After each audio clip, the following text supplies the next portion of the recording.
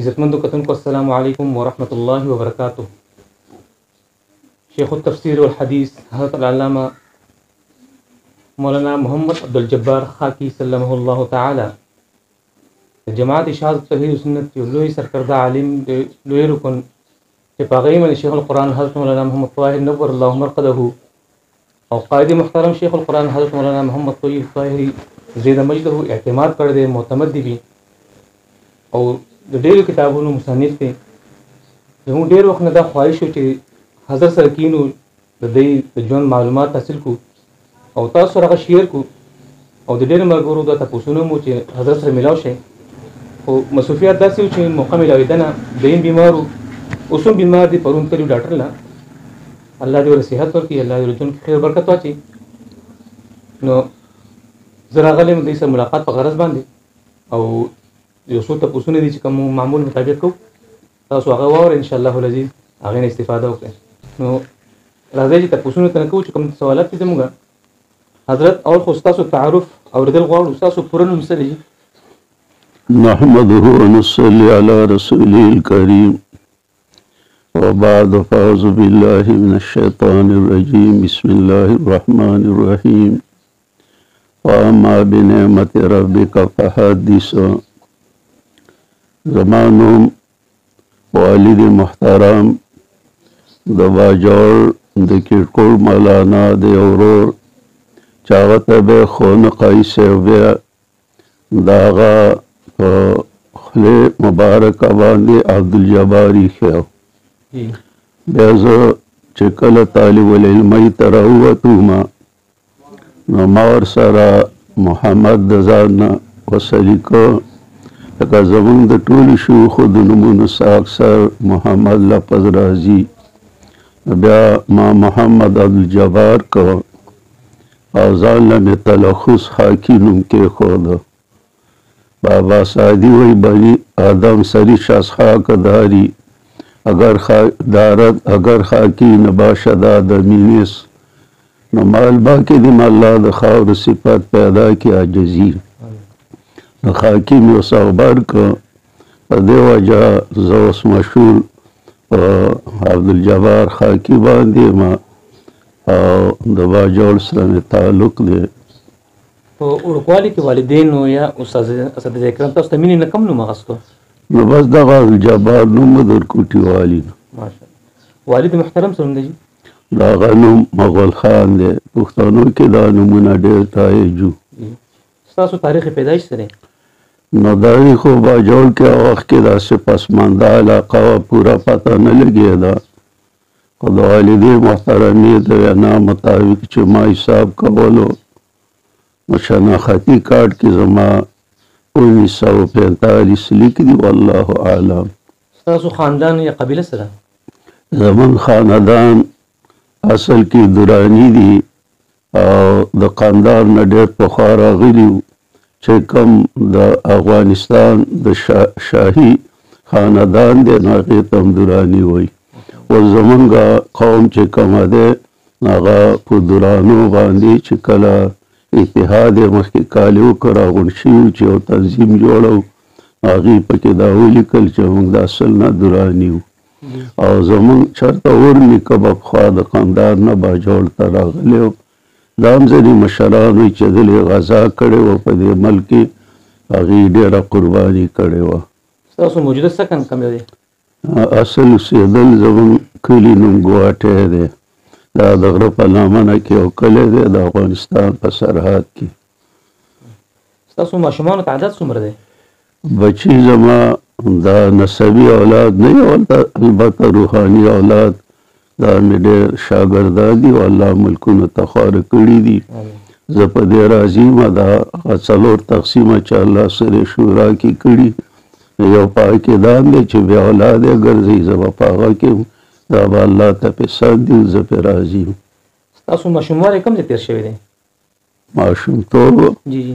نو دا خو څه په خپل ابایي کلي کې وو او بیا د هغه نه لاندې ترخو نومې کلی و. نو هغه کې هغه وخت کې زمونږ علاقه د افغانستان سره متعلقه وه.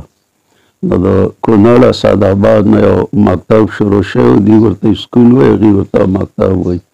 کوټیوالي ما په هغه مکتب کې لیکل او لوستل زده کړل. اول ماشومتوب مې په خپل کلي کې او بیا په دغه ترخو چې هغه زموږ د کلي خواته یو غټ کلی دی په هغه کې. ابتدایي دیني تعلیم کوم ځای نه حاصل کړی؟ نو اول ابتدایي تعلیم خو ما ته مور او پلار یعنې پلار والي صاحب قرآن ویلی و. هغې کې زما یو تره بیا مې سره شو مولانا عبدالجلیل صاحب چې د مفتي کفایت الله صاحب د مدرسې نه فارغ و. د هغه مې څه سبقونه ویلي وو. اوس وفات دی، الله دې وبخي. بله کلي کې زما تره د هغه مرزا فضل محمد نوم و او هغه معلم و یعنې ماشټر و. نو د هغه نه مې لیکل کړي تر خو چې هغه بیا ماشټر شوی د افغانستان د طرفه نه معلم و. بل زما استاد نصر الله نوم اوس وفات دی. هغه نه مې دا قرآن او یا واړه واړه کتابونه ویلي او د نظم کتابونه مې د هغه تره مرزا صاحب نه ویلي لکه ګلستان شو، بستان شو، یا د هغې نه مخکې مراسلات شو، شاهي کریم شو، پنجګن شو. عصري تعلیم څومره کړی دی؟ نو عصري تعلیم خو هغه وخت کې د مکتب و نو بس اردو او پارسي مې پکې یاده کړه، د پښتو او پارسي مې پکې یاده کړې وه او د اردو والا سکولونو کې ما سبق نه دی ویلی. کوم مدرسو کې تاسو تعلیم پاتې شوي؟ زیاده تر زما تعلیمي دا په پېښور باندې وه. نو څه سبقونه ما بهر ویلي په ډکۍ دالګران کې هغه استاد مې مولانا عبدالواسع رحمت الله علیه او په ګلاب خانه پېښور کې ډېر پاتې شوی وم. هلته مې بهر سبقونه ویل. د ننګرهار یو عالم و محمد ګلابي نوم رحمه الله، د هغه نه مې ویل. بیا د هغې نه زه د پېښور اشرفیه مدرسې ته منتقل شوم د سبقونو دپاره. هغه وخت کې اشرفیه په مسجد معبد خان کې وه، دا بار نه وه جوړه شوې. نو پای کې مې د ډېرو استادانو نه سبقونه ویل. پای کې مې حیاالدین د باجوړ صاحب رحمه الله، پای کې مولانا عبدالعزیز د باجوړ رحمه الله، او نه مولانا عبدالعزیز نه مولانا مظفر شاه صاحب د ښکته د مانسیرې رحمه الله. پای کې شیخ الحدیث و مولانا حسن الابرار د هغه نه مې هدایه کې څه سبقونه ویل. نو دغه حضراتو نه او بل جرو مولانا بیرته د بونیر و د هغه نه مې څه سبقونه ویل. نو دا زما د اشرفي استادانو. سن فراغت ستاسو کله او کوم ځای کې شوی دی؟ سن فراغت خو ما ټول سبقونه پېښور کې ویلو او بیا د شیخ القرآن نور الله مرقده په مشوره زه وړې دورې له خوشحال ګل ته لاړم. په هغه وخت کې مولانا عنایت الرحمن رحمه الله د شیخ معاون او په اشاعت کې و. نو زه هغې وړې دورې له هلته ولېږلم او موقوف علیه ما د مولانا عنایت الرحمن خوشحال ګل نه او د مشکات شریف قاري ومه د اخیره پورې. بیا کال له اشاعت مشوره وکړله. په پښتونخوا کې اډو د اشاعت دوره حدیث نه وه. نو په خوشحالګړ کې هغې دوره حدیث مقرر کړله او شیخ القرآن صاحب ماته ویلي چې دوره هلته وکړه او بیا غیرال د بخاري اول حدیث یې بویې. بیا وروسته د اشاعت او د جماعت اسلامي انقلاب راله خپل میز کې دغه وخت پورې نو ما موقوف علیه د مولانا عنایت الرحمن نه او لویه دوره مې هم د مولانا عنایت الرحمن نه وکړه او الحمدلله بخاري د اول نه تر اخیره پورې او ابو داود د اول نه تر اخیره پورې زه د دې قاري وم او دا ما خپل استاذ ته ویلي دي. کوم علماو تاسو درس قرآن کریم زده کړی دی؟ اولنی درس قرآن ما مسجد معبد خان کې د حیاالدین صاحب نه وې. دا زما د قرآن اول استاذ دی او زه کله فتح الرحمن کې هم دا ویم یا ترجمه کې چې دا زما د قرآن اول استاذ و. هغې د شیخ القرآن رحمه الله شاګرد او دا د شعبان او د رمضان دوره وه. ما اوله د هغې څه کړې وه. دغه وخت پورې زما ځینې استادان داسې وو زه هم ترې متاثره وم چې هغه دورې تفسیر ته قایل نه و. بیا ما ته مولانا حیان الدین غصه هم وکړله او د هغه غصه زما دپاره مفیده شوه او زما د هدایت ذریعه وګرځېده. د شعبان او رمضان په هغه کې ما په 1485 هجري کې دوره وکړله د تفسیر، او بیا را روان کال په شوبه کې مدرسه جوړه شوه د اشاعت، او د هغې باعث هم الله رب العزت هغه مدرسه جوړه شوه د اشاعت په نوم، خو پوره اشاعت سره نه وه، علما پکې د اشاعت وو. نو بیا په هغې کې ما د مولانا محمد عزیز باجوړي نه د اول نه تر اخره پورې د سورې فیل پورې ترجمه وکړله، او بیا ویل چې موږ د شل قرآن رحمت الله علیه نه وخالو، ختم له بیا راولو، خو هغه رانلو. څه عذر به والله اعلم، وخت ډېر تېر شو. نو د 10 سورتونو نه علاوه دویمه دورې تفسیر ما د هغوی سره وکړه، او بیا مې د پنجپیر سره مینه محبت پیدا شو. نو دلته پنجپیر ته شعبان د 1426 هجري وه، او هغې ما ته د انګریزي تاریخونه هم پوره نه معلوم. زه دلې رالم او بابا رافیزانو مسجد کې زیدیره کړم، او دا و چې زړه کومه مدرسه ده، نو دا 1486 هجري وه. د شعبان او د رمضان دوره ما د شیخ القرآن رحمت الله علیه سره وکړه، او ډېره مینه محبت به یې راسره کو. زما د ګیري خط هیله راغلې وه وخت کې، نو د هغې نه اوس حساب کوه 14 سال دغه یو دی، او 45 کاله دا نور دي، نو څه کم 80 کاله وشو چې زما د پنجپیر سره تعلق خو په پېښور کې پیدا شوی، خو د شیخ القرآن شاګردي راته په دغه وخت کې نصیب شوه. په دې میاشت کې چې دی نو پېښور کې د اشاعت مدرسه جوړه شوه په کریم پوره کې، او شیخ القرآن رحمت الله علیه به راته کله کله موږ ته الفوز الکبیر هم وی، او په هغه کې بیا د هغې نه وروسته زه بیا موقوفونه لیلی ولیږلم، او خوشحالګړ ته دا پېښور کې دغه مدرسه چې کومه وه، نو په هغې کې بیا مولانا فضل حق د کوستان رحمه الله، او مولانا عبدالغفور قایي صاحب د جار رحمه الله، او مولانا عبدالحی د نورستان رحمه الله، او مولانا عبدالرحیم چترالی رحمه الله. دا د اشاعت علماو، نو دا نور په نوم ما هلته ویلي وو. د دې نه پس بیا شیخ القرآن صاحب هم هلته راته، او بینه محبت هم ورسره زموږ ډېر و. موږ به انجمن هم کوو. بیا ما یو خطبه استقبالیه لیکلې وه د دې درېواړو شیوخو په نوم، دې شیخ رحمه الله، او هغه وخت کې مولانا عطیة الرحمن 2م نمبر و، رستم شیخ رحمه الله 3م نمبر و. بیا هغه خطبه موږ چاپ هم کړه. د هغې نه بعد چې زه وړې دورې له دلې به راتلم، د شیخ موقوفن علیه له ولیږلم، او کال یې بیا دورې له ولیږلم. دا دواړه دورې ما د هغې په مشورې کړي، او دا نور استادان مې د اشاعت په مدرسه کې، او څه مخکې قاسمیه کې، څه مخکې په اشرفیه کې، څه بیروني وو. شیخ القرآن مولانا تاسو څو دورې کړي دي دوره تفسیر؟ یاره پوره شمېر مې نه دی، په یو کاپۍ کې لیکلي عقدالمرجان چې څو ځل به وي، خو لویه دوره مې ته یو ځل کړې، وړې مې د هغې په ژوند هم ډېرې کړي دي. ما ورته ویل چې زه به هر کال لوی دورې له راځم، نو ما ته د مینې غوسه وکړله چې وطن کې کار شروع کړه، او دلې مه راځه، وړې دورې له راځه، مرکز مه هېروه. نو د هغې په ژوند بیا څو ځلې رالو، خو اخري دوره چې وه نو هغه په 14,006 کې وه، چې د هغې نه بعد هغه بیا شعبان نه مخکې وفات شو، بله دوره زموږ نصیب نه شوه. او د 14,006 هجري کې د اخري دوره تفسیر و، واړه چې ما دلې وکړله، او بیا ولاړو. نو د هغې رئیسته بیا هغې شیخ هم د دنیا نه لاړ. بیا د هغې د وفات نه بعد الحمدلله زه راځم، کله په هر کال کله په دې قائد محترم نه مې ډېرې وړې دورې وکړې، دا مې شمارلي نه دي، او ځان سهل بیت هم راولم. د شیخ په ژوند مې نه راوستي، او د هغه نه وروسته د مرکز د وفادارۍ په وجه زه کارډ هم راوړم.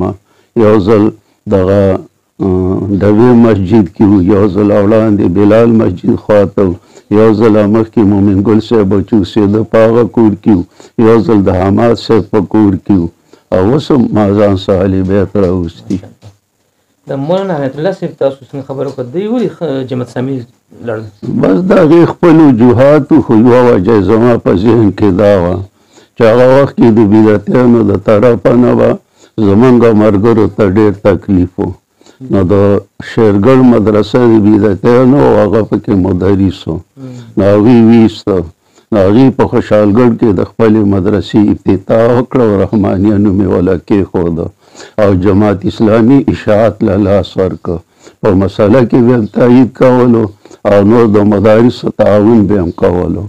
نو ضرور دی چې کله انقلاب خپل منځ کې د اشاعت او د جماعت اسلامي رالو، نو زما په ذهن کې الانسان عبدالاحسان دی، نو ضرور چې چا در سره نیکي کړي نو هغې کې دا اختلاف رالو. خو بیا هم الحمدلله مولانا چترالی هم د شیخ صاحب سره ملاقات کړی د وفات نه مخکې، او مولانا عنایت الرحمن صاحب چې کله منبر و نو د باچا صاحب د وینا مطابق رحمه الله یو ځل د میجر صاحب کور له ورغلی په اسلام آباد کې او دواړو ملاقات کړی او بیا مولانا عنایت الرحمن دلې هم راغلی یو بل نه بخښنه غوښتي او شیخ رحمت الله علیه د باچا صاحب رحمت الله علیه د وینا مطابق خپل کتابونه وله په هدیه کې ورکړه. خو شیخ بیمار و اخري دور یو، نو باچا صاحب ماته ویل چې دا کتابونه ورکړه.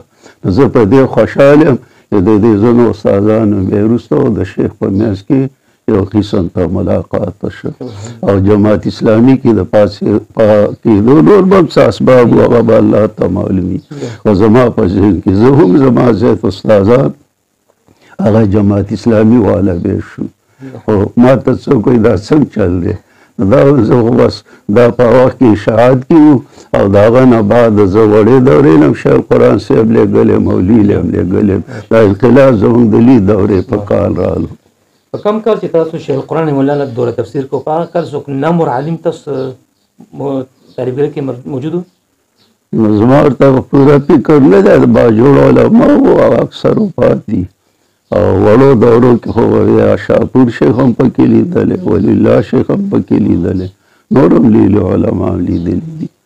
اولي دورې کې ماته البته تنار مولانا دیزي کارټو نو پای کې به ترجمه اړوله او زه جامع مسجد کې وم، ما به خپلو ملګرو ته ترجمه اړوله چا څوک هلته څوک وو. نو دا پکې یو وخت کې نور به موږ خو د دنیا نه تللي دي. شیخ القرآن مولا سره تاسو وخت پاتې شوی دا څنګه شخصیت دی؟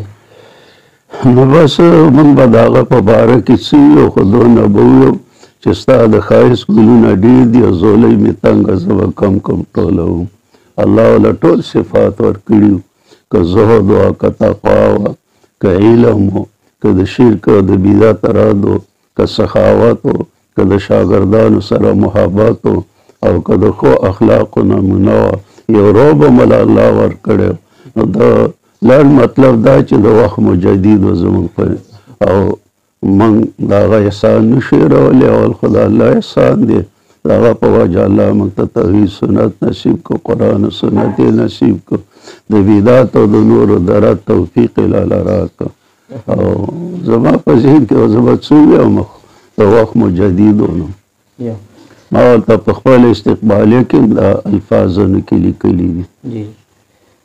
شیخ القرآن مولا سره خو تاسو ماشاءالله ډېر وخت تېر کړی دی، څه مناظرو کې، موبایلو کې، جنګ جګړه داسې شوي دي ستاسو په ذهن کې؟ یاره زه اوسه په مناظرو کې شریک شوی نه یم.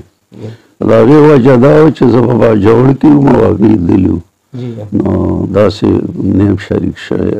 البته تقریرونو له بعضې ځایونو له تللی یم او باجوړ ته هم راغلي. شیخ القرآن مولا ستاسو ورته تشریف راوړی دی؟ اولنې دا احسان الله په ما باندې کړی دی چې شیخ القرآن اول ځل باجوړ ته زما په وجه راغلو. چې کله زموږ مدرسه طرحو کې جوړه شوه نو بیا موږ مشوره وکړله چې شیخ القرآن صاحب راولو، ځکه باجوړ ته چلې نه و راغلی. نو بیا ملګرو په نمایندګۍ باندې زه دلې رالومه، چې رالومه نو باچا صاحب رحمه الله او چاړه امیر رحمه الله موجود و او شیخ القرآن صاحب نو میجر صاحب کتلی و. نو هغو ته ما چې زه په دې نیت راغلی یم چې شیخ القرآن موږ له وخت راکړي. هغه ویل دا مشکله ده، باجوړ خو ډېره شړه علاقه ده، پسمانده علاقه ده. نو ما د ناز یو خبره وکړله او هغسې رښتیا شوله. مال قرآن بیا راته نه ښودی چې اوس راسره ځي. نو ماښام رالو او دلته یو کمره وه، په هغه کې هغه کټ طرف ته ناست و، چاړه امیر صاحب او باچا صاحب زه دې خوا ناست وو او جوارې سوکړکه مو خوړ راته یاد شي او ساګه مو. نو بیا چې خوراک هم وکړم حضرت کې اجازه یې زه یو خبره کوم. مال مخکې باجوړ ته سړکونه هم نه وو، ګاډي به هم نه تلل، سپیکر هم نه وي، او اوس الحمدلله سړکونه جوړ شو، ګاډي ځي. نو زه د ملګرو په نمایندګۍ راغلی که ته موږ څه تشریف ایسې او مناسب وخت راکړي. هغوی کټ ته داسې ګټ ډډه والي او داسې کېناستل په دواړو سترګو. نو ما باچا صاحب او امیر صاحب ته وکتل، هغوی ما ته وکتل چې کومه لطیفه ما ویلې وه نو هغه شوه. نو اوس میاشت راته نه ده معلومه، خو ویل یخني ده او چې کله سفرلی شي موسم ښه شي هغه کې به طلبا جزانانو د افیمو دپاره به یې چوټي کوله. چې کله د افیمو مزدورۍ له چوټي وشوله نو بیا به سلاړ شم. ما باجوړ کې افیمو ته کتل چې کله غوټۍ وکړلې مال یې راښکته خو به ګرمي. نو زه رالومه پېښور ته رالومه او د پېښور نه بیا دلې رالو. باچا صاحب بخاري ویلې وه د شیخ القرآن صاحب او باچا صاحب ناستو، سبق ته ابو داود وی او یو زما د سبق ملګری غلام الله نورستاني هغه د شیخ القرآن صاحب سره ناست و، چیز کلي او کباب یې خوړل. ما سلام وکړم چې رانه خلاصې نه کوي، زما حصه پرېږدوئ. نو شیخ راته وفرمایل چې سارو که پرون یې طالبانو ته ویلي چې د افیمو ورځې نږدې شه عبدالجبار به راځي. نو طالب عبدالرحمن نوم په کابل استاد مشهور زما د دورې ملګری یم او د خوشحالګړ. هغې راوغوښتل کابل بولا چوټي به کله کوو. طالبانو یې مزه ورکړه، یو بل پلانۍ ورځې یو بله ورځ پلانۍ ورځې. شیخ القرآن صاحب ورته دا لطیفه وویله، ویل ستاسو د سیکانو جرګه یوه کېږي نه یوه وویوئ. مال زه به یې وویمه. مال نن د ګل ورځ ده او پر روان ګل به زما نماینده راځي او د منګل سه شنبې په ورځ به زموږ اجتماعي په باجوړ کې زه به 2 سړي رالیږم او بیا به دې راولي. ویل صحیح ده. نو دا صدۍ اوس ما لیکلې ده خو ما نه یېره ده. دا اول ځل و، بیا دویم ځل شه، بیا دریم ځل شه، بیا څلورم ځل شه. یو ځل جاړه موږ شریک راغلي او دا 3 ځل زموږ بره انفرادي طرحو کلي ته راغلی. نو دا 4 ځل هغه کې ما خطبه استقبالیه لیکلې ده، زما په مستعار جون کې هغه لیک ده، زما یو تاریخ دی مستعار جون. نو تاریخونه زه اوس بوډا شویم ذهن نه مې وتي او ټولې خطبې استقبالیې او هغه تاریخ او د نور محمد ترکی چې کودتا کوله نو اول ځل راتلل د دوی د هغه نه مخکې و، ډېر کلونه وشو. دوی چې بیا رال نو بس د کابل کې انقلاب راغله، بیا به د دهریت عدم کوو چې رالو به د جهاد مسله به هم کوله. شیخ القرآن مولا توحید و سنت خدمت څنګه کړی دی؟ نو بس هغه خو تاسو ته به معلومه یو قائد محترم ته ډېرې سختې تېرې کړي دي. خو ما ته یوه واقعه لیکلې وه، اول وخت کې چې ما مسله شروع کوله نو ما یو کاپۍ ولیکل او پای کې آیاتونه او حدیثونه او فقهي حوالې مې راجمع کړې او په مختلفو کوهاټ او بن او پېښور او چچ هزارې په دې ځایونو وګرځېدم چې کلته عالم و هغه سره به مې ملاقات وکړ او بیا مې ورته دا کاپۍ وښوده. هغې بل دا صحیح مسلې دي. ما ورته ویل چې ته پرې د خدای دپاره یو دستخط وکړه. نو دا دستخطونه مې په دې حکمت د خلکو نه اخیستي. هغې ویل چې علم لږي خو حکمت ورسره ډېر ساتئ. او بیا دلته دورې تفسیر چې وه نو اول وخت کې ولوړو ته به سبق شروع کړو، د هغو نه مې کار واخیسته او دې زړه مدرسه کې مې 4 طرف ته کړکۍ لاټن به مې کې لګولی چې چېرته په ما اعتراض را نه شي چې د وړو له لاس وروړه.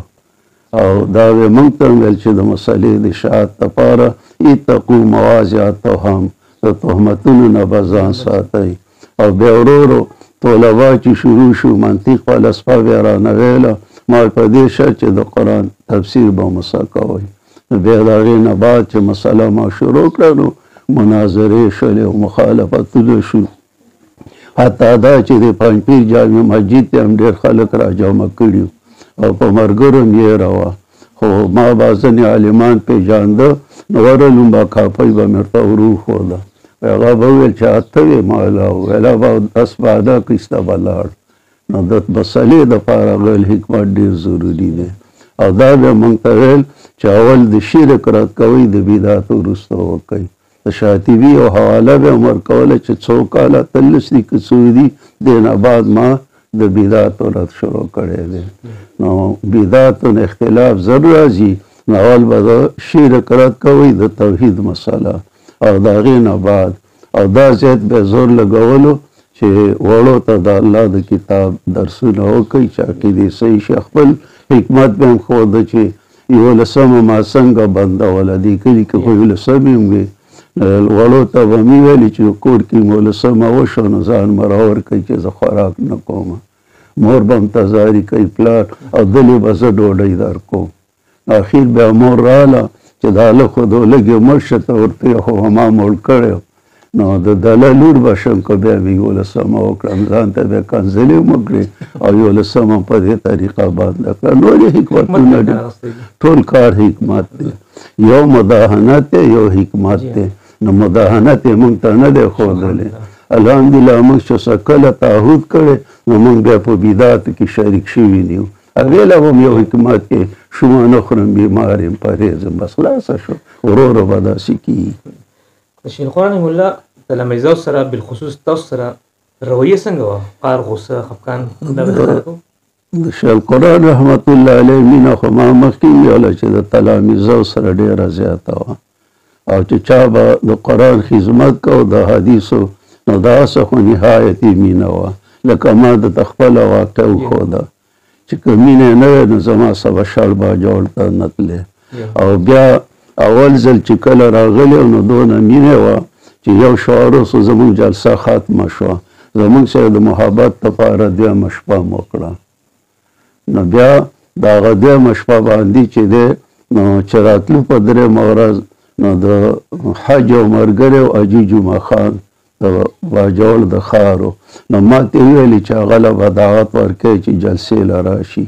نو بیا هغه له چای وکړله د سهار په واپسۍ کې، نو هغې خوا ته جومات عیدګاه مسجد بیا ورته وی نو ملګري راغونډ شولو ویل لږ بیان وکړه.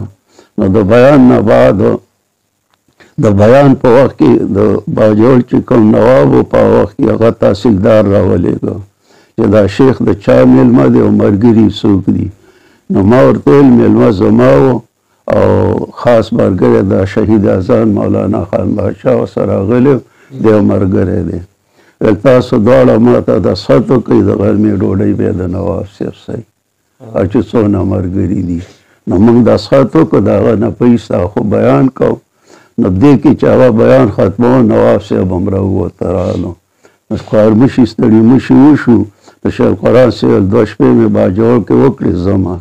نو نواب صاحب ورته ویل چې جي ته زما غرمې له میلمې ویل چا درته ویلي ستا ملګرو ما ته مخ راوړی ولې ما ورته په غوږ کې ویل ما تاسو ډوډۍ نه خورئ او نه منګه د ډوډۍ شوقیانو نه راته دي دا تربیت او دا د باجوړ نواب دی تا نه به د توحید سنت مسایلو تپوس وکړي دا به ومني منلي دي زموږ ټول باجوړ به فتحه شي. بیا ټولو سره لاړو بیا نواب صاحب ته د مودودي صاحب باره کې تپوسونه وکړو نور. بیا شیخ خو یو عالم و خو پښتون هم و چې چېرته به د جار په لارې راته نو نواب صاحب ته به ستنېده نو هغه به له چا وکړل ویلي سهار شه نو د محبت په وجه اوس کیسه کومه. یو ځل یې ورته وویلې چې تا په ترخو کې څه موندلي یو شړ کړی دی ساده او دا ښار دی پایتخت دی مرکزي کلی دی دلې موږ څه وخت ولې نه تېرې. نو شیخ القرآن صاحب ورته ویل چې هلته زما یو شاګرد دی عبدالجبار نومې دی هغه د قرآن خدمت کوي زه هغه لازم که تا د قرآن خدمت شروع که تا سره هم وخت ډېر دا محبت او دا ما تا وخت کې بیا ثمرګل صاحب بیلودي هغه وخت کې به د دوی سره تله راتله میر صاحب به مسکل او کله به ثمرګل صاحب او باچا صاحب به دا به ثمرګلي اول ځل سه شهید اذان راغلی یو ځل سه رستم شیخ هم راغلی. قائد محترم شیخ القرآن حضرت مولانا محمد طیب طاهري نه تاسو زده کړه کړې ده؟ نو دا وړې دورو کې زه د دې شاګرد یم او اوس هم ما په ځینو کتابونو کې په الهام الرحمن اخر کې مې لیکلي، فتح الرحمن کې مې لیکلي، انعام الرحمن کې. نو دته فاضلي نوجوان او قائد دا الفاظ ورکو. نو زما په ژوندو شیوخو کې اوس دا یو پاتې دی، زه شاګردي منم. قائد محترم به حیثیت امیر تاسو څنګه محسوس کوئ چې خپل امارت سره او خپل؟ نو الحمدلله موږ چې کله شیخ القرآن صاحب د دنیا نه تللی دی نو د مرکز سم وفاداري ده او د خپل امیر اسمه واطي ولاندې موږ ژوند تېرو. نو په دې کې هم درته یو عجیبه قصه وکړم. د شیخ القرآن رحمت الله علیه په دور کې ما اهل بیت نه و راوستي. د هغه نه وروسته بیا خو ما لیدلي الله 12 کاله د هجرت کې د توفیق راکړه د مرکز د خدمت. خو د دې نه بعد د 15 ورځو له زه ډېر ځل راغلی یم، لکه کورونه ما وښوده. یو ځل بلال مجید عجب خان صاحب ورته د هغه په کور کې وم، نو ما هلته تبلیغیانو دعوت ورکړه. زه لږ لږ د هغو سره تعلق ساتم. یو تبلیغي رانه تپوس وکړه چې ته خو د قائد محترم نه په علم کې مشر او په عمر کې نه ته څه له راځي؟ والله یوه خبره دې صحیح ده، بله دې غلطه ده. په علم کې ته مشر نه یم او په عمر کې ته مشر یم. خو دا زه ځکه راځم چې ما د شیخ القرآن صاحب سره تعهد کړی چې زه به د مرکز سره وفاداري کوم. نو د هغه په ژوند مې اهل بیت نه راوستي او د هغه د وفات زه اهل بیت هم راولم چې زه یم او که زما اهل بیت دي نو هغه به صحیح هغه به د پنجپیر سره تعلق ساتي. کله چې انقلاب رالو نو چې موږ دیزي ته خپل مرکز نه ویلی، ما به هجرت دلته نه کولی. نو چې هلته باجوړ کې حالات سخت شولو، ما کور والو سره اشاره وکړه چې موږ په باجوړ کې حالات سخت شي، سبقونه نه ویلی کېږي نو څه به کوو. سعودي ته خو تللی نه شو، زموږ دویم کور پنجپیر دی، هلته به ځو. دا کور والو اشاره راکړه او بیا د دیو د باچا صاحب په اشاره زه رالم، یو 4 ورځې مانیرۍ کې وم او بیا به حافظاډو کې وم. بیا د میجر صاحب کور ته را منتقل شو. دا هم اوس د میجر صاحب کمرې دي، دا وایي چې څوک پرې ژوندی دی له به راځي. نو قائد محترم ته مونږ خپل امیر ویلی هم دی او ویو بیا او دعاګانې هم ورته کوو. مونږ سه هم کوي، زمونږ هم څخه محبت دی. دا و خصوصا د ټولو باجوړو سره محبت دی او زیات ترغیب هم زه فقیر پر تقصیر دا چلو چې خپلو امیرانو سره چې قائد محترم دی یا صوبایي امیر مفتی صاحب دی او یا مرکز دی نو دا تعلق ونه پرېږدئ. او خامخا داسې کېږي داسې کلی شته چې ګلولي وپکېنئ. موږ کې به هم څوک دغه شوي، خو زیات باجوړ الحمدلله د مرکز سره تعلق ساتي. زمونږ هم سره تعلق دی، د مولانا هم را څخه مینه ده، قائد محترم زمونږ هم سره مینه ده.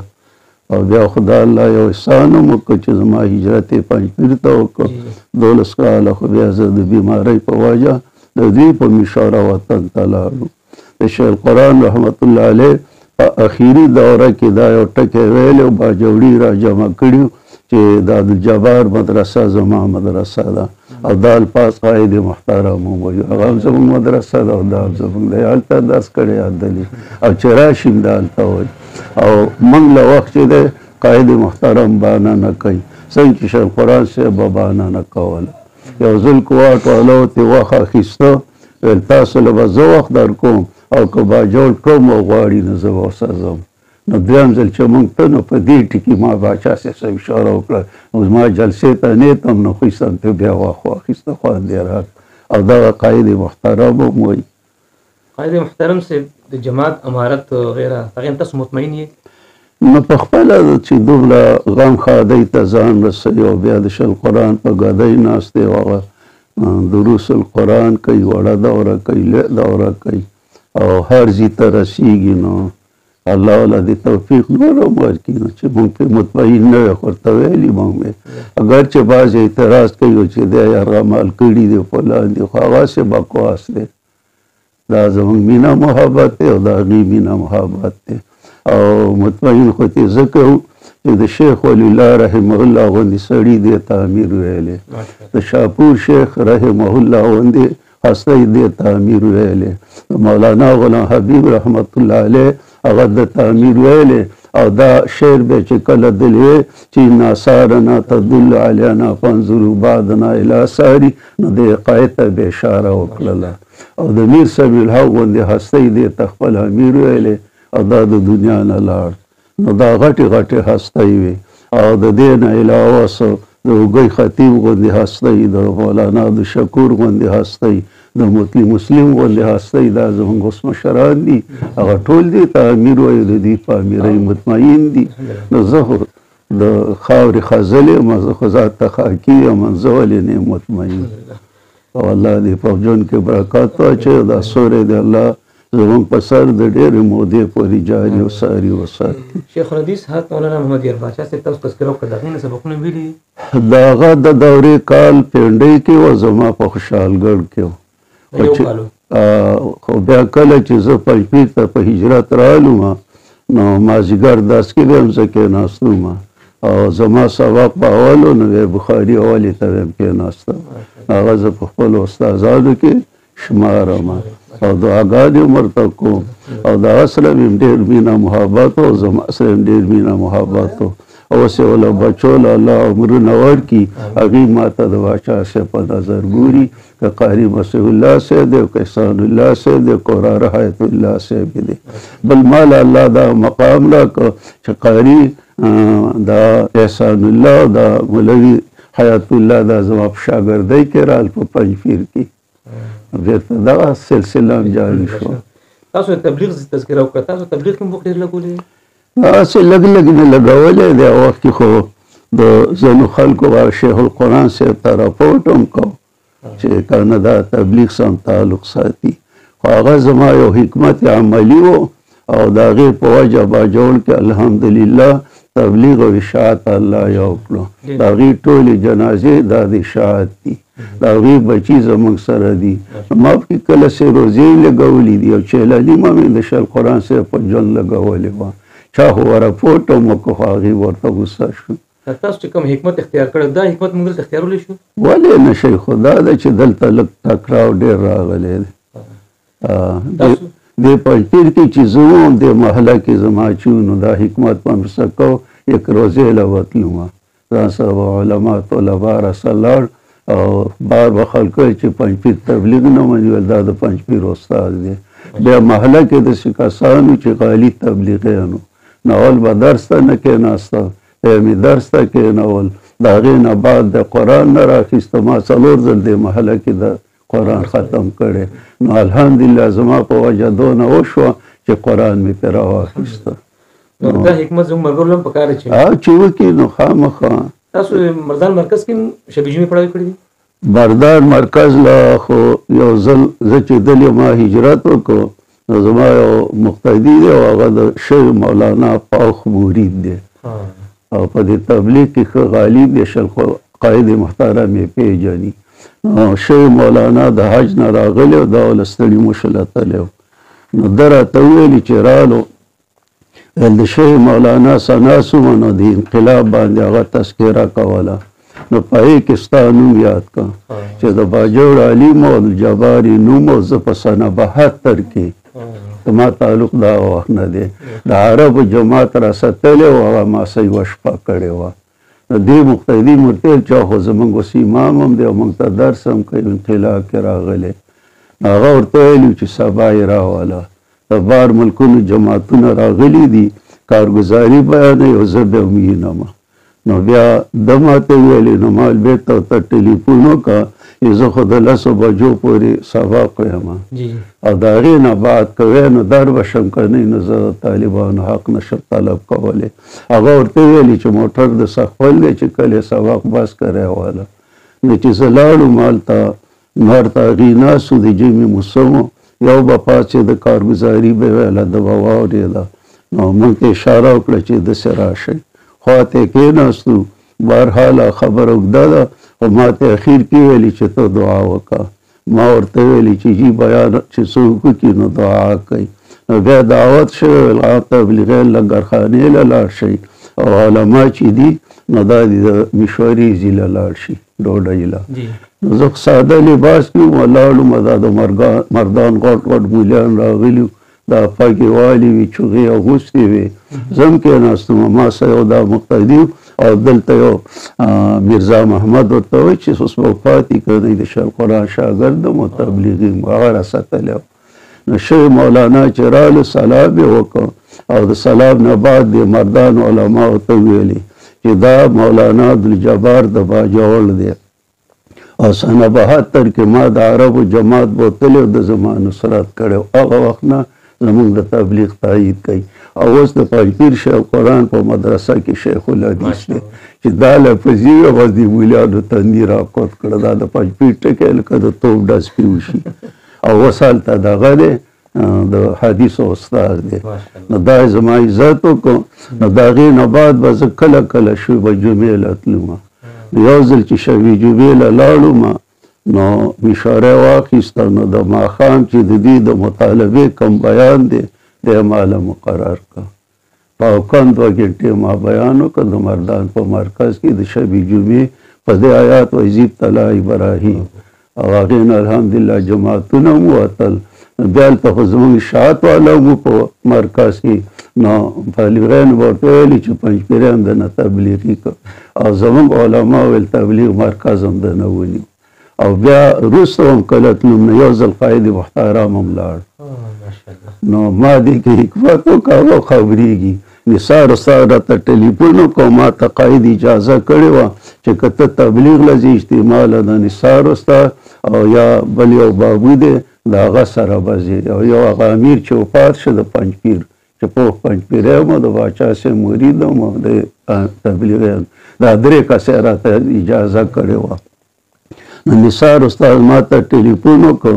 چې شیخ صاحب مې راضي کړی شبي جمعې له ځو نو ما خو بیا حکمت کو نو ما داسې ورته ویل چې الجبار ځان سره نه وی او داسې ورته مې ویل چې الجبار وایي ما ځان سره بوتلی هغه ټلیفون وکړ شیخ ویل په دواړو سترګو موږ 2 موټرو کې لاړو مازدیګر مونځ هم په لارې وکړ هلته چې ورسېدو شیخ مولانا کامرې له لاړو دا لطیفه زه خپل درسونو کې هم ویم چې قاید هم تلی دی نو چې هلته لاړو چې مسکلې نو سر ته ډېب و شوی مولانا وویلې چې بیان اورې ویل او د چا دی ویل د تجمل شاه مولانا دی خو د شیخ شاګرد و دی هم تبلیغي مردان کې نو چې بیان یې شروع کړی په بیان کې دا وویل چې زه سې روزې له تللی وم او چې رالو نکۍ دانه چې ورته وایي دا راباندې راختې وه نو مور راته ویلې چې تور ډیري بابا له لاړ شه ما ورته ویل چې مورې دا الله راخېجولې ده که تورېري بابا نو په دا وخت کې شیخ مولانا ویل ګوره تاسو وایئ چې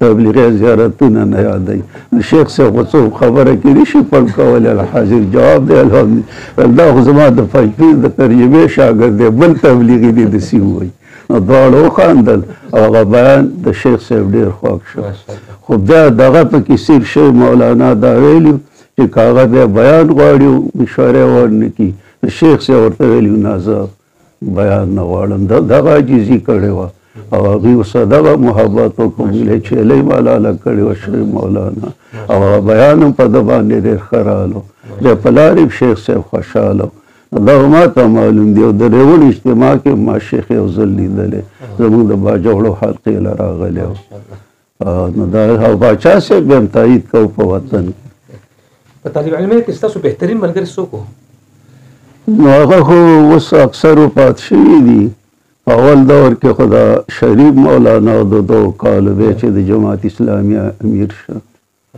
او زه شهاد کې شوم هغه ده کې انقلاب راغلو او بل بیا شهزاد میر صاحب بیا ورته وی بل مولوي عبدالکریم صاحب و زما د ماما زیو هغه مې امزولی هم او د ټولو سبقونو ملګری مې و هغه اوس ټول وفات دي او یو په هغو کې ژوندی دی مولانا حید فقیر صاحب چې زموږ د باجوړ نایب امیر هم پاتې شوی خو بیا 15 کاله روپو شو په دې علاقه کې اوس وطن هغه ژوندی دی دا زموږ ښه ملګري نور یو سید محمد مولانا هغه هم اوس وفات دی اشاعت والا او ډېرو بس تدریسي خدمات نن سبا څه دي تدریسي خدمات نن سبا څه دي نو الحمدلله د سطر کې چې زه د طالبۍ نه لاړم نو د سطر نه زما درسونه شروع دي او اول فنون بیا پسې مولانا صدیق الله د جندلو هغه رسم مدرس وړه دوره شروع شو.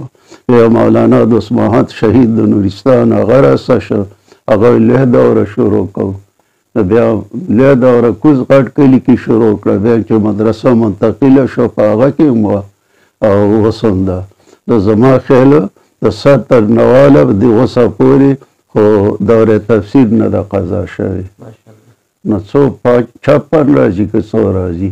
په دې کې مې 2 دورې مانیرۍ کې وکړلې، یوه مې په جلبۍ کې وکړه، یوه مې په دغه کې په ټوپۍ کې وکړه، یوه مې 400 کې دا انقلاب و. بیا نورې وطن کې شوي دي. اوس ما سره 13 کال بخاري دواړه جلدونه او ترجمه وه یو طرف. موږ په 2 کاله کې قرآن ختمو، 15 فاریوي 15 بولي او یو رسا مشکات شریفه والو. اوس بیماری ډېرې شوې راپسې لیکلي دي. خو دا ما به چې جمینه به واورو د بل نه که نه پته تاسو زیر اهتمام اوس نن سبا کومه مدرسه چلیږي؟ زموږ خو دغه خپله مدرسې اهتمام ما خپل دغه ته سپارلی ورور بلو اسماعیل ته، او دغه د هلته بل مدرسة البنات هم د 2 مدرسې دي. او اوس د هغې نه علاوه ترنول کې راته چا ځمکه راکړله د یو شاګرد په ذریعه ما وقف کړی شاعت ته. نو هلته اوس جومات هم جوړېږي او مدرسه هم جوړېږي. شیخ صاحب هم ته خبر دی، مبارکي را کړې ده، هغه ما وقف کړی. او نور د باجوړ چې څونه د شاعت مدرسې دي نو بلا مبالغه والله علم ډېر ګناهګار یم. خو د هر یو مدرسه چې د شاعت اته شلې به یې څو به نو دا اکثر بس مدرس زما شاګرد دي. حتی دا چې دلې د قائد محترم او د مفتی صاحب نه علاوه که مولانا مپاره شاه دی، که مفتی اکمل صاحب دی، که مولوي توصیف صاحب دی، که سلمان صاحب دی، که حماد صاحب دی، که الیاس شاه دی، دا چا دوره حدیث را کړی، چا دوره تفسیر. نو دا ما هغه یو کتاب کې ولیکل چې زه په دې خوشحاله چې د مرکز موجوده مدرسین چې دي نو دا الحمدلله زما په تلمس کې راغلي دي. زما سره مینه ده، د هغو را سره مینه ده. نو تقریبا د ښار چې څونه مدرسې دي هغې که څوک به یې زما نه مشوره علي الله دې اجر ورکړي. او زم تقریبا چې جوړې مزمه یا ختم المشکات یا ختم البخاري یا دوره تفسیری د هغې ختمي نو حتی لوس مرګرو تعزیري کومه. تاسو مدرسې چې کوم تاسو یادې کړئ دا وحدت سره ملحق دي؟ دا تقریبا زه ما بیکاټ کړی دی، انټرویو مې ورکړه چې څوک د وحدت سره نه وي نو ما دې نه دی. نو بیا دې ځینه هغه نشر شوله چې الجبار کومه فیصله او ما زه شروع کوم چې څوک ملحق نه اگر چې مسلمان وي خو چې تنظیمي ملګری نه وي نو دا دغه دی وسوکي بیکاټ. صرف یو مدرسه چې هغې سره ما یو کال مې بیکاټ وکړو، شاګرد هغه د وفاق سره نو سا کالي بیخي خفه کېدم ویل یاره تکبر به راپکې راشي نو هغو له لاړو. او جماعت اسلامي مدارسو له نیم تللی خو سا کالي د هارون رشید دی ټولو جرګه راوسته د خیال علوم د جماعت اسلامي موږ ټول د شاګردان او مشران تلي نو ما غیله د بخاري نو سا کالي مې بیا خیال علوم کې د بخاري ختم وکړ. نور جماعت اسلامي مدرسو له نظم تعصب خو نه دی، خو دا زه د خپل جماعت سره منظم یم. هسې چېرته خیر ښېګړه کې ورشو خو داسې نه یم ورغلی نو اوس هغه له تللی وم.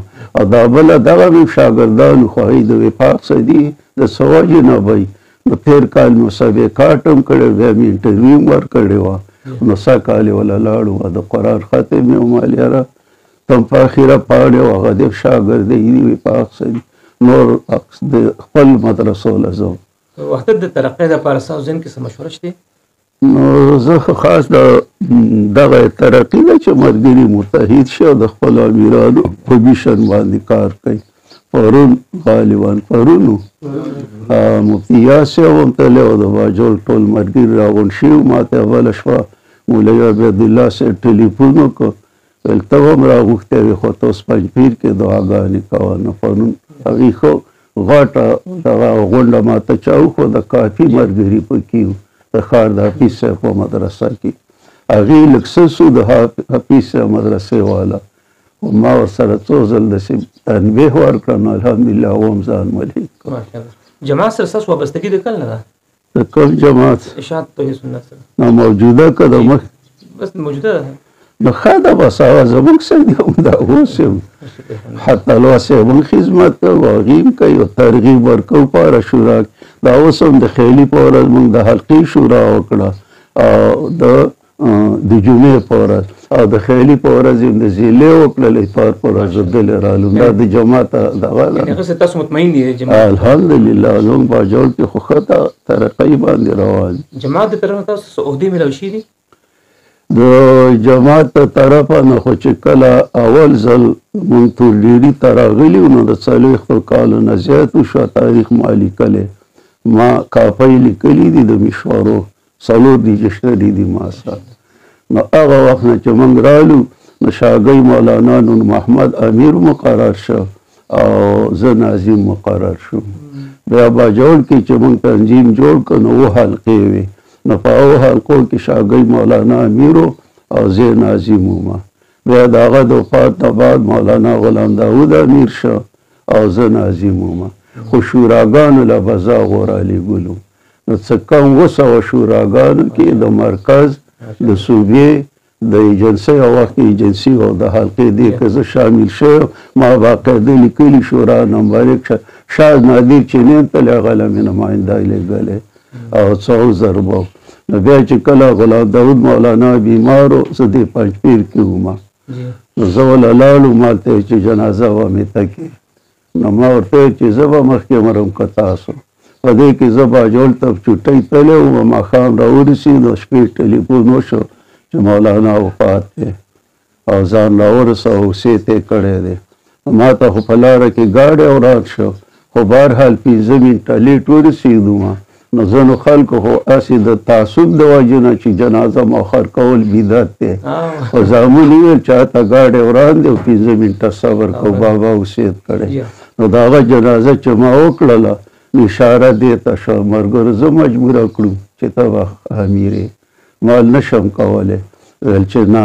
نو بیا هغه حیات فقیر مولانا خو روپو شو نایب امیر چې هغه امیر کړی وی نو زه موجوده مجبوره نوی خادم مقرر کړو. بیا په ملکان کې شورا وه نو باچا صاحب د وفات نه بعد خو عبدالرحمن مولانا نایب امیر د صوبې نو هلته دې دغه کړه چې مفتي صاحب د صوبې امیري او الجبار بیا نایب امیري. نو زه پاڅېدم چې ما څخه یوه عهده د باجوړ شته دی بله نشم. نو هغوی ویلي چې د دواړه دي. نو بیا مفتي صاحب پاڅېد خو عجیبه سړی دی ویل مشرم کشر که او کشرم مشر که نو زه به نایب شم الجبار د امیر شي. نو زه مجبوره کړم دغه نوم یې راباندې کېښود. اوس هم ځینې ملګري ته نایب وایي دې کې هم لیکلي دي. خو بیا ما وویلې لطیفه مې ویله ما چې قاید هم د پنجپیر شو او صوبایي امیر او نایب زه هم پنجپیر کې وم کډه مې وه نو دا شمس العدیم په کډه راولې چې ټول یې د پنجپیر ته راغونډ شو. دا لطیفه مې مالته وبخښله کې ویلې وه. جماعتي رکن سره چې تاسو اول ځل ملاقات کوئ نو لومړی تپوس څه کوئ؟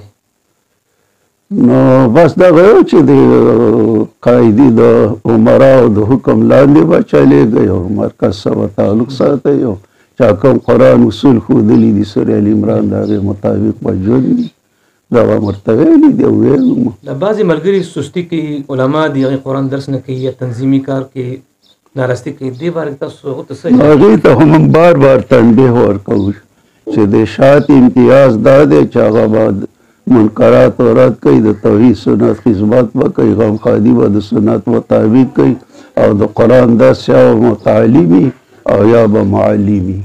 نو ویایي خدا ده چې اوس تاسو خو ماشاءالله تصانیف ډېر کړي دي هغې تذکره خو تاسو ته صاحب تصانیف کثیره هم ویل کېږي. داسې یو تصنیف چې تاسو ته مشکلات پیدا کړي تاسو پرې پریشانه شي څه شي تصنیف تاسو لیکلي او تاسو ته هغه مشکلات پیدا کړي؟ نه خاص مشکلات خو نه دي الله الحمدلله مقبول دي. نو د دې وجه دا وه چې ما به کله دوره تفسیر شروع کړه نو 15 غنټې به مې درس کولو او 6 غنټې به ما مطالعه کوله او بیا عمر هم داسې شو بیمارۍ هم شروع شوې نو ملګرو مشوره راکړله چې ته څه کتابونه ولیکه، نو بیا به تا ته مطالعه هم اسانه وي او پس د مرګ نه به دې یادګاري. نو بیا ما الهام الرحمن په نوم کې ولیکه مشکلات القرآن، او انعام الرحمن مې د دغه په نوم اصولو باندې ولیکه، او بیا دا څلور اړه پنځه کتابه چې دي دا مې ولیکل. چې کله راسره دور حدیث مشکات شروع شو نو تعلیق صحیح مې ولیکه، او بیا چې کله دوره شروع شو نو دو کتاب باجوړ کې ولیکل، بخاري او ابو داود والا، او دو مې د میجر سے په دې کوټه ولیکل، بخاري شرح د مسلم. نو په دغه طریقه دا تصانیف وشو. بیا مرګرو مطالبه رانه باجوړ کې وکړه چې پښتو کې یو تفسیر ولیکه. نو مال د شاپور شیخ او رستم شیخ تفسیرونه دي، زما هغه به څوک ګوري یا به نه ګوري، خو ما بسم الله کړه. بیا د هغې مقدمه ما حرم شریف کې ولیکله، او اخري دعا مې کې د جمعې د مانځه په انتظار وم. الله ته مثال وکړو مقدمه کې چې زه هغه دعا اوس کوم چې کوم ابراهیم خلیل الله اسماعیل ذبیح الله کړې وه چې کله دا خانه کعبه جوړوله. الله زما دا تفسیر مقبول کړي، ربنا تقبلنا دا مې ولیکل. هغه فتحالرحمن له الله داسې مقبولیت ورکړو چې قریبا 40 ځله به چاپ شوی، او بیروت ته یو ځل چاپ شو 15,000 نسخې، او دلته هم چاپ کېږي چې چاپ یې په اسلامي میاشت کې ملګري تعالی کې. نو دا هغه دعا م الله قبوله کړو، هغه فتحالرحمن له الله وجود ورکړو. نور کتابونه خو دونه مقبول نه دي، خو زه مفتي صاحب ته یو ځل ویل مال د آخرت نه ډېر وېرېږم، الله دې ژوند کې برکت واچوي. اگر زه ستا باقیاتو صالحاتو باقیاتو ته پسخېږم، کتلی وي دا کتابونه به دې خلک ګوري که نه، نو تسلي لاله راکړه، الله دې اجر ورکړي. ستاسو په خیال کې د دروس د قرآن کریم بهترین ذرایع څه کیدی شي؟ څنګه؟ لکه د قرآن کریم ترویج وشي چې دنیا ته زیات نه زیات. دغه د درسونو په وجه کېږي او د تصانیفو په شکل هم کېږي. جماعت یو رساله ستاسو په نګرانۍ کې شته مطالعه کې؟ نو دا خپله توحید سنت رساله ده، دې کې مضامین راځي. نو څه وخت کې خو زموږ ملګرو معلومې شایي که کېدی شي قاید نه یې تپوس کړی او دا شروع شوې وه خو سې بېرته پرېښې ده، او دغه د رسالې په ذریعه کېږي. او زموږ چې سوچ وکړو نو په ټوله دنیا کې داسې درس چې کوم د پنجپیر کې د رمضان او د شعبان دی، دا ضرب المثل دی، او الله دې قاید صاحب له جل ورکړي چې دا دغسې جاري مونږ پې فخر کوو. مونږ دورې لرم دا دعوت ورکوو چې مرکز ته لاړ شي، تفسیر کې هم ورکوو او په حدیثو کې. البته څوک امامي یا مجبوره یا د کور څوک نه، هغه زمونږ هغه له راځي. هغه کې موږ داسې درس به نه وي، د زما خوري ته معلوم دي چې هغه کې موږ د شیخ القرآن صاحب نوم نه یې اخیستی یا هم دعا نه یې کړي، ځکه د هغه نه ما چې کوم قلمي مسودې راجمع شوي د هغې ته حفظ المرجان نوم ما ایښی، نو زه خامخا هغه ګورم د هغې یوه لطیفه پکې ویم. نو دا د قرآن دغه ذریعه د درسونو. سږکال زمونږ یو امتیازي درس شو چې دا په دې شپږ 55 کالو کې نه و.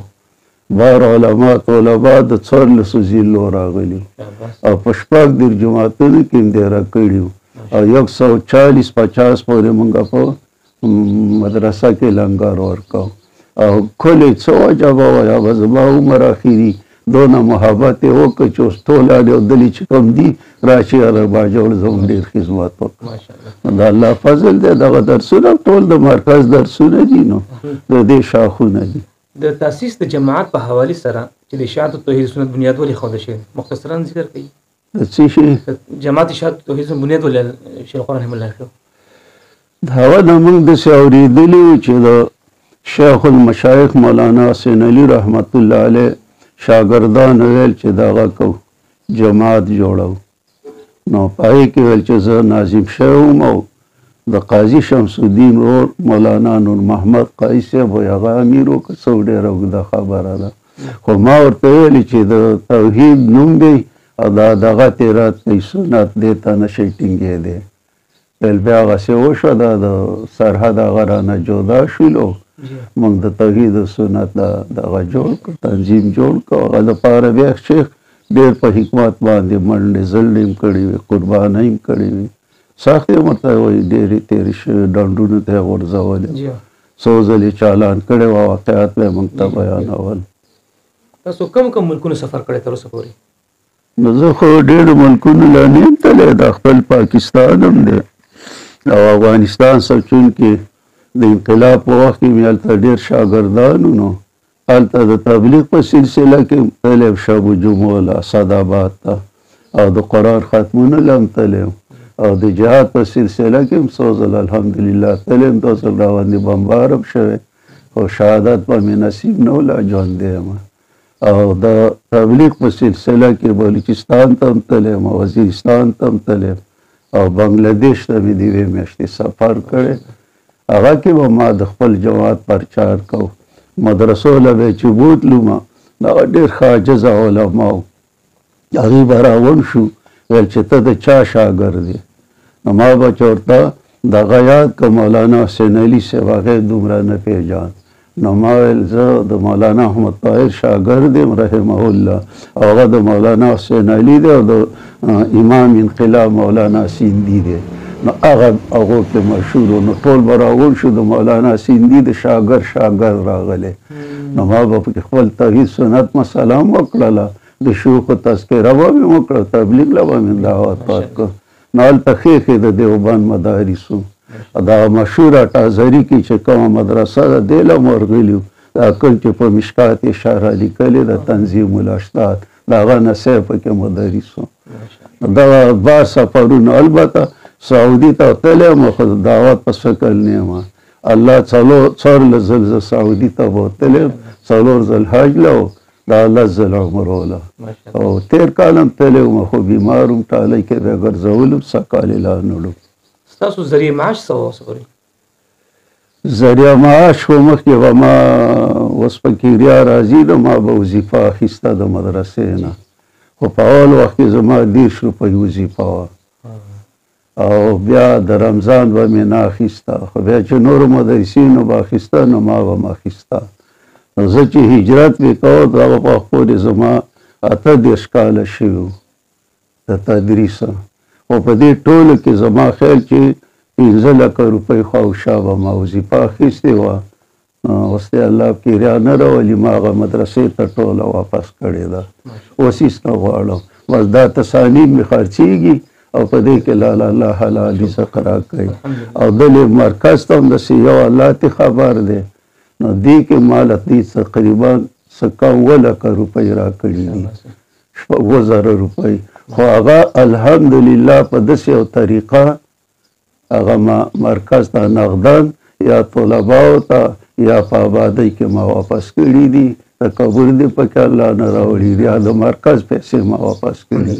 او شیخ صاحب ته به مې هر ځل هم ویل او اوس وطن کې هم نه غواړم، بس دغه کتابونو کې فتحالرحمن کې الله خیر اچولی دی، بس دغه نور بچي زما نه چلالی و، خرچه مې ورور کوي اسماعیل مولي صاحب او زبیر مولي صاحب، هغې وظیفه اخلي او چې څنګه نور استادان یې علي د هغې مطابق، والبته زه په مار په پاڼه ولاړ یم، مال یې مه راکوه. د عقیدې مخالفین سره ستاسو برتاو څنګه وي؟ نو مخکې خو ډېر سخت خو داسې یو کلی نه و چې ما سره جنګ نه و شوی، کنځلې نه وي شوي، بلکې ټوپکونه یې منډې والې وي. نو اوس الله علاقه فتح کړې، د هغې 2 وجې دي، یو خو د اشاعت مسله خوره شوه او دویم د تبلیغیانو سره زموږ حکمت دی. نو جنازې ټولې مخکې زما وي، اوس د اسماعیل مولي صاحب دي، تبلیغیان هم جنازې جواب هغه ته کوي، هغه بدعات او رسومات هغه دواړو ډلو ختم کړه. شاه نادر چاته غرونو لمنو کې به بدعتۍ دي خو هغو لره اعتبار نه وي. په میوه کومه میوه ستاسو ډېره خوښه ده؟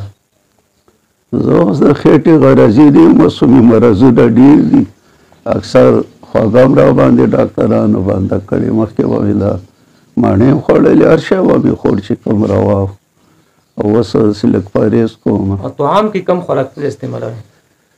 بس زما ټول عمر ساده خوراکي، اوس خو د ډاکټرانو وینا مطابق وایي تیل استعمالوه، غوړي مه استعمالوه او دا د بکرو سامانونه مه استعمالوه، ځکه چې ما بایپاس اپریشن هم وکړ، مولانا صاحب او میجر صاحب مې ډېر خدمت وکړ، یو ځل رګون و هغه بیا کامیاب نه شو، بیا دغه شو بای پاس شو نو دې دواړو لاره ډېر خدمت کړی. رنګونو کې ستاسو کم رنګ ډېر خوښ دی؟ څنګه رنګونو کې ډېر کم کلر ستاسو خوښ دی؟ کپړو کې کپړو کې خدا دوه په حدیثونو کې راغلي دي سپینې جامې بهتري دي د مړو ژوندو او شنې د جنتیانو دي. زه دغې ته قایل یم او دا زیړې سرې دا کله کله وایي د احد په غزا کې یو سور څادر وک شوی نو منافقان ویل دا به حضرت ځان له اخیستی زه پکې لطیفه یم سورپوش ونه چې سور څادر یې پټ.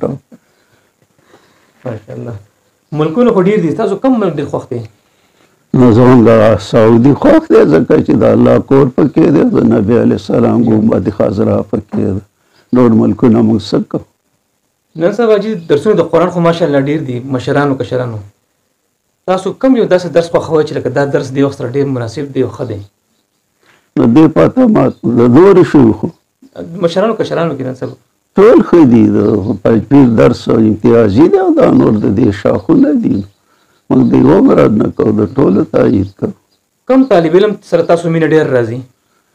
چې هغه متقي او قرآن سره مینه محبت یې غیر حاضري نه کوي او د شیوخو په مشوره باندې که امامتي که خطابتي او که ابتدایي که درس و تدریسي یا مدرسو له تګي هغه د شیوخو په مشوره یي مرکز څخه تعلق وي. کومې خبرې باندې غوسه ډېره راځي؟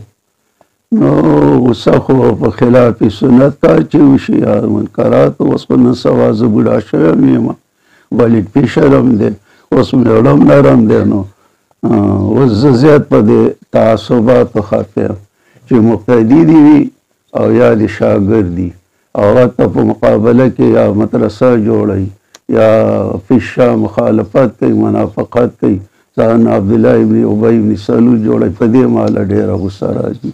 حتی دا چې یو کس دی یو ځي کې دی ما ورته په دې ټوله روژه کې دعا نه ده کړې که مقابله کې ودرېدلی دی. سړی خفه شي. غوسه ماله نن سبا په دې راځي چې کور کې د سړی کورکی نه جوړوي. اوس مرکز دی خواته ته بله مدرسه جوړوي دا کور کې کورکی دی او یا دا د اوس د دلي اختر او د روژې راشي او په مرکز کې سبق کوي دیز نه فارغ یو نیټ ته دا ولګي سبا اختر دی او سبا چې دی دغه د روژه ده نو دا بل ورځ موږ پابندي مو لګوله چې تعلق مې د سعودي سره کوئ نو ته زموږ خو مفتي شته دی او زه ورته لا دا ویم چې تاسو ته مفتي اعظم بیا وایي او زه ورته مشر مفتي صاحب یم دا ته لیکلي نو دا ونه تپوس کوئ که نه او د قاید صاحب نه هم کوئ. نو کله کله زه دا ویم په دې غوسه راځي چې تبلیغیانو ته په دې غوسه یم چې د هغې مرکز روان دی اختر روژه ترې مخکې کي او پنجپیرانو ته په دې غوسه یم چې مرکز یې پنجپیر دی اختر روژه څه نه کوي. نو ما دا دواړه پکې ښه ډلې دي او دواړه پکې بې اصولي کوي. نو دا بې اصولي مه کوئ او زموږ د هغو په علم اعتماد دی چې هغې څنګه کول. خامخا سړی وایي زه د سعودي سه یم نو هغه له بیا دا پکار دي چې انټروین یې دې نه ورکوي ودې کي موږ اعتراض نه لرو. تاسو څوک تحفه درکړي او خوښ هم نه وي څه ورسره کوئ؟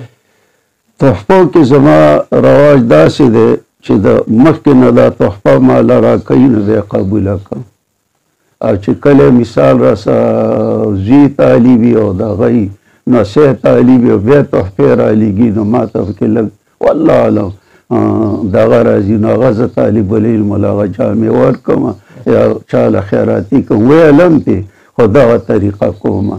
اگر چې قاضي شمس الدین صاحب لیکلي دي چې پیغمبر به هدیه قبلوله نو دا خو ټول دغه شاګردانو د صحابه شاګردانو نو قبوله کړي په دې کې څه دغه نه راځي. خو بیا ما ته چې کله پکې د څه شوبه راشي نو زه هغه بېسته الحمدلله رالیږي تحفې زه طالبان خپلوان غریبانان چې هغو له ورکړو زه په کال کې دوه درې جوړې نه شم زړولی. ماشاءالله. تاسو ته طالب تپوس کړي د آیات باره کې یا څه مسلې تپوس کړي جواب نه درځي تاسو ته څه وایي؟ نو هغه ته زه وایم چې دا مسله د مفتیانو سره تعلق ساتي. مدرسه کې زموږ ډېر مفتیان دي د هغو ته راجع وکړئ. زه اوس کتابونه نشم کتلی او چې په کوم ځای نه پوهېږم تفسیر یې نو زه یې وګورم بیا به جواب درکړم. دا نه چې ملان باشد کې چوپ نه شوه بس دغه نه او دا د عبدالله بن مسعود قول هم دی چې یو خبره ته نه معلومه نو بس والله اعلم الله وایي لا اسالکم علی اجرا وما انا من المتکلفین دې زبان دی هغه لیکلي. د ملک دی جمهوریت ته کتا تاسو څوک وزیر اعظم دغه درکې عہده درکې تاسو قبلوي؟ نو زه خو د دې عہدو قائل نه یم په خپله. ما اسلام عورت مقام اور موجوده انتخابات رساله لیکلې ده او رستم شیخ لیکلي دي او د قائد محترم او د ټولو په دستخطونه دي د شاپور شیخ د الله حبیب شیخ. نو زه د موجوده جمهوریت قائل نه یم. البته شیخ القرآن رحمت الله علیه به ویل چې دا یو دنیایي کار دی، نو که مجبوره وي چاله وټ ورکوئ نو خدمت له وظیفه یو وخت هغه دوه جماعتونه مستثنا کړي ځي نوم نه علم دې له بیا نه ورکوئ. اوس چې ما له ملګري راشي ما چېرته خپل وټ نه دی استعمال کړی او اوس خو زما خیال زما نوم په پنجپیر کې لیک دی نو هلته جواب هم نه رالیږي چې ته وټ له راشه. خو زه هغوی ته داسې وایم ملګرو ته والله زما دا نظریه ده چې زمونږ دا جماعت یو اجتماعي جماعت دی. موږ د قرآن درسونه کوو، دا موږ نشتل ته کوو، پیپلز ته هم کوو، جمعیت العلماء ته هم کوو، جماعت اسلامي ته هم کوو، ټولو ته کوو، تحریک ته هم کوو. نو که تاسو د یو جماعت سره اعلان وکړئ چې موږ دله ووټ ورکوو نو تاسو به متهم شئ بیا به د قرآن درسونو ته نو خپل علاقې کې په خپل صحابید وګورئ. خو د سړي نه یو لوز دا دی چې اسلام راتلل خو د الله کار دی خو چغه به وی او دی هم زما خدمت به کوي. نو زه ورته دا وایم او غالبا دا پالیسي به خامي. نو په دې وجه هغې داسې خاص جماعت سره زموږ دغه نشته. زموږ د ملک جي ډېر تنزله کې روان دی او د دې وجوهات څه دي او د دې حل سره وځي لکه حقیقي به څنګه؟ نو دا خو ما ته د دې مشرانو ته و د دې پته خو زما په علم کې اصل دا دی چې د قرآن و سنت قانون راشي نو الله به ملک کې دغه راولي، امن به هم راولي او ترقي به هم راځي. او بل کوم جماعتونه حکومت منځ کې چې اختلاف دی نو دا چې نبی علیه السلام مکې مکرمې ته رالو او وی ویلي چې لا تسریب علیکم اليوم نو اوس د حکومتونو خو زور دی نو په کوم جماعتونه چې انتخابات دي یا روپوش دي یا بل ملکي دي نو هغې ته دي وایي چې لا تسریب علیکم اليوم او جیلونو نه دې راوباسي او دارنګې هغه شړې ځمکې دې ول ازادي کړي نو ملک به امن راشي. او که دغسې نه وي د مکې زندګۍ لا تسریب اعلان نه وي نو هغه ملک به دغسې حالات راځي او په ملک و بدامنۍ ډېر خفه یم. زه په هر دعا کې یم یا الله زموږ د ملک د سرحداتو حفاظت وکړي او زموږ د ملک د نظریې او حکومتي خلکو ته موږ وایو چې موږ ته دهشتګرد مه وایئ مدرسو والاو ته تاسو د سرحدونو محافظین وئ او موږ د نظریې پاکستان محافظین یو او چې وخت رالو نو موږ به د سرحداتو په حفاظت کې هم شریک وو. نو تاسو راسه په دې نظریې کې هم شریک شئ. زموږ شیخ قرآن صاحب بله ټاکونه ورکړي قاید محترم هم دا نظریه ده چې دا زموږ امن ملک دی او دې کې امن غواړو. اوس هم زما دغه ده. ستاسو د مکتب نه یو طالب کتاب پټې تاسو غلو نیسئ څه سره کوئ؟ نو خاص کار داسې خو شعر نه دی وکړی نو هغې پته وه ناظمانو ته یې ما ته پوره پته نه وي. زه اوس کار نه لرم د مدرسې چوټیان ایست کې بس هغوی ناظمان دي محترمان دي واته فلانۍ ورځ شروع ده فلانۍ ورځ طالب غلطي وکړي تاسو اصلاح څنګه کوئ؟